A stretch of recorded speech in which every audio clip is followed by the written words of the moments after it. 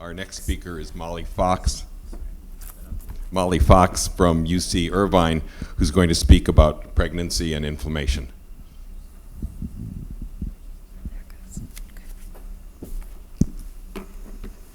Hi, so the title of the talk is that pregnancy may influence women's Alzheimer's risk through alterations in immune function.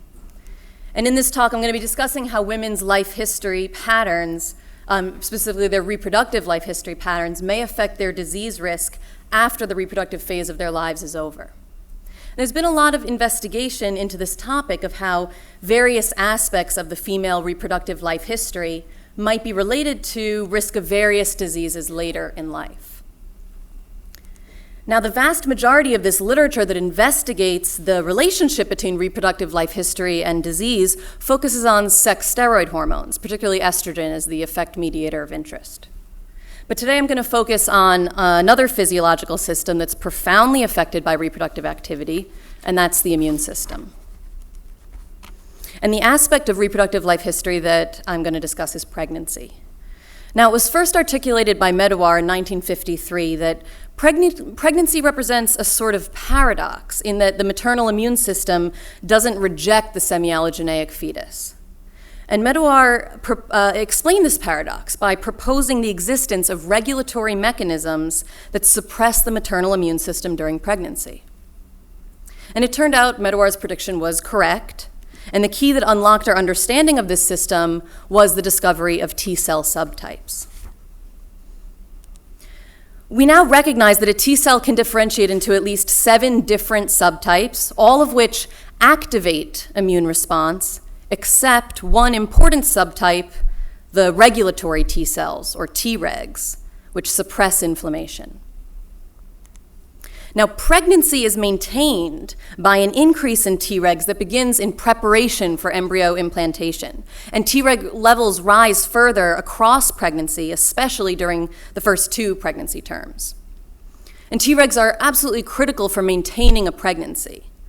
Women who experience miscarriage and unexplained infertility have been shown to typically have lower concentrations of Tregs. Now, what's really interesting is that Treg concentrations continue to rise postpartum and remain elevated for decades after the pregnancy. So let's turn our attention to Alzheimer's disease. We now recognize that Alzheimer's disease is a disease of the whole body, not just the brain. And disease biomarkers are detectable not just in the brain, but also in the periphery. Now, compared to healthy people of the same age, Alzheimer's patients have fewer undifferentiated naive T cells and more of those specialized T cells. And what kinds of specialized T cells? Well, Alzheimer's patients appear to have more of those activated pro-inflammatory cell types and fewer of those immunosuppressive regulatory T cell types. There also don't seem to be changes in T cell concentrations across the course of Alzheimer's disease progression.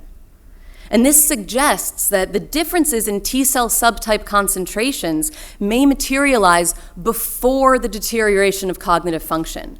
So this dysregulation of the immune system may be an early feature of Alzheimer's disease progression. Now, this talk focuses on the question, how does pregnancy history affect Alzheimer's risk?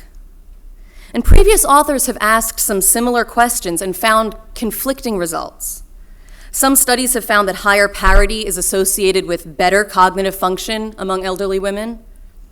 And others have found the opposite trend, which is that higher parity is associated with worse cognitive function among elderly women and even earlier age at Alzheimer's onset.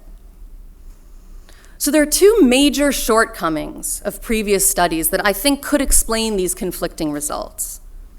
First, these studies don't take into account variation in breastfeeding. And second, these studies all measure pregnancy as parity as opposed to gravidity. So I've aimed to improve upon these past study designs by addressing these 2 shortcomings. And although previous studies have been inconclusive, my hypothesis, at least, is that pregnancy should be protective against Alzheimer's disease risk due to the increase in repositories of regulatory T cells. because higher concentrations of Tregs during the geriatric phase of life could improve immunoregulation in ways that could lower risk of Alzheimer's disease. So the data I'll present now come from a case control study in which I recruited British women ages 70 to 100 in rural parts of southern England. And I interviewed each woman along with her family or other caregivers, collecting information on her reproductive life history and measuring her degree of Alzheimer's type dementia. And a lot of the information on women's reproductive histories came from families, medical records, and nursing home health intake forms, in addition to interviews with the proband herself. I want to highlight that I collected detailed information on women's breastfeeding history, and also that I collected information on women's full pregnancy history, including complete pregnancies, both live and stillbirths, and incomplete pregnancies, with estimated month at termination for miscarriages and elective abortions. So before analyzing the relationship between pregnancy history and Alzheimer's risk, I tested a long list of variables that were related to dementia and pregnancy for covariate status. And these were the covariates that I ultimately included in the models. The ones in green here were statistically related to both predictive and outcome variables. The ones in blue I included as potential effect modifiers. And breastfeeding history was investigated for both a main effect and a moderating effect. The cohort that I ultimately recruited were about half with, half without Alzheimer's disease, and they had a wide range in their reproductive life history variables, with between 0 and 11 pregnancies. Now, I want to emphasize the importance of including incomplete pregnancies to capture pregnancy's true biological effect. For a third of the women, their completed fertility was not the same as their total number of pregnancies.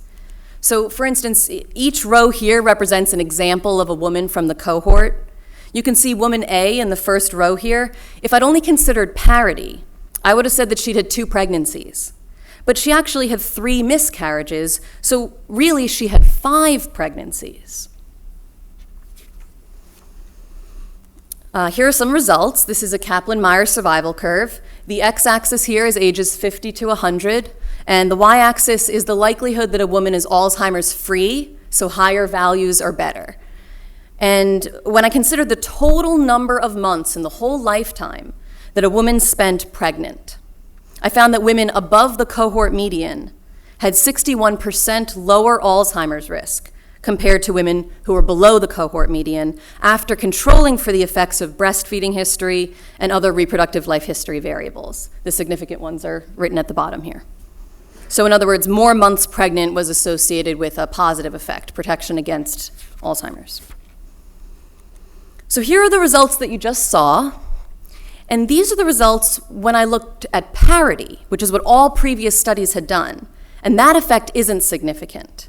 The relationship between pregnancy history and Alzheimer's risk only becomes apparent in this case when all pregnancies were included. Now, the alternative explanation for this data that I just presented to you is that pregnancy is protective against Alzheimer's, maybe because it's related to more estrogen exposure. That's another possibility, right? Because estrogen has been implicated as protective in a wide range of pathways associated with Alzheimer's disease-specific brain insults. So one could argue that pregnancy could be either a proxy for maybe greater duration of estrogen exposure, which we typically measure as reproductive span, sometimes reproductive span plus estrogen replacement therapy use, or pregnancies could be a proxy for the quantity of estrogen exposure. So let's first try to figure out whether it's duration of estrogen exposure that might explain pregnancy's benefit against Alzheimer's risk. Even controlling for duration of estrogen exposure measured in 2 ways, which was SPAN and SPAN plus ERT use, pregnancy still exerts a significant protective effect. These results suggest that duration of estrogen exposure is not driving pregnancy's protective effect against Alzheimer's risk. But what about the quantity of estrogen exposure? Pregnancy involves huge increases in estrogen concentration, Across pregnancy, estrogen levels rise exponentially to 85 times higher levels typical of a menstrual cycle. So can this high quantity of estrogen exposure maybe explain pregnancy's benefit against Alzheimer's risk? The best way that I could think of to answer this question was to compare the total number of first, second, and third trimesters a woman experienced in her lifetime. This is because that third trimester confers such dramatically higher doses of estrogen that surely its effect should be the most potent against Alzheimer's risk. And we can distinguish how many of each trimester type because of the fact that many women have incomplete pregnancies. So again, each row here represents an example of a woman from the cohort. And the first row here, woman A, she experienced 7 first trimesters in her whole life, but only 6 second trimesters, and only 4 third trimesters, so there is variation. The pregnancy-estrogen hypothesis would predict that the number of third trimesters would be the best predictor of Alzheimer's risk, and the number of first trimesters would be the weakest predictor. What I found was that the total number of first trimesters a woman experienced in her life was a good predictor of Alzheimer's risk, and neither second nor third trimesters had any significant predictive value on their own. So this is evidence against that idea that greater quantity of estrogen exposure explains pregnancy's protective effect against Alzheimer's risk. So this leaves us with the hypothesis that I proposed first, which was that pregnancy protects against Alzheimer's disease maybe by improving immunoregulation. And the observation that first trimesters were more protective than third trimesters is consistent with this hypothesis because the most dramatic change in Treg recruitment occurs from the non-pregnant to the early pregnant state. And Treg concentrations continue to rise after pregnancy is completed. So first trimesters should drive pregnancy's protective effects against inflammation-related pathology. And the months pregnant in the lifetime is actually more heavily weighted towards first trimesters anyway. So this trimester data is consistent with the pregnancy immunoregulation hypothesis. So in conclusion, pregnancy is established and maintained by recruitment of regulatory T cells that facilitate tolerance of the semi-allogeneic fetus, and higher concentrations of Tregs persist postpartum and even maybe lifelong. Now, Alzheimer's disease involves excessive systemic inflammation before symptom onset, and Alzheimer's patients exhibit very low concentrations of Tregs. So the results that I've presented here suggest that more months pregnant in the lifetime could be associated with lower Alzheimer's disease risk. And these results are more consistent with an immunoregulation pathway than an estrogenic pathway, explaining pregnancy's benefits against Alzheimer's risk. So this research adds to our growing understanding of how life history patterns might affect health and disease risk. I want to thank everyone who was involved in the studies, my mentors, the funding bodies, and especially all of the families and care homes who participated. Thanks.